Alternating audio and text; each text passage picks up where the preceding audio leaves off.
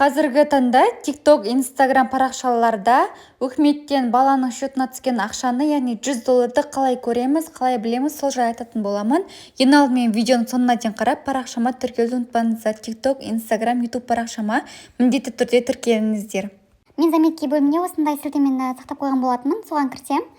Маған дәл осындай страница ашылды. Және мына ин деген жерге Каспий банкқа кіремін и госуслуги деген бөлімге өтем. Осы жерде цифровые документы деп тұр, соның үстін басам. И мына жерде сізде бір немесе бірнеше бала-шаға болуы мүмкін. Төменге қарай жылжытатын болсам, балдарыңыздың реквизициясы шығады. Осы жерде ин деген жанды скопировать етіп алам. Осыны дәл осы жерге қоям, ин деген жерге. Вставить етіп, проверить басам. Қарап тұрсаңыздар, маған бірінші балама $100 түскен, яғни $1 449 теңге. Мына сілтемені сіздерге описание бөліміне қалдырып өтемін. Міндетті түрде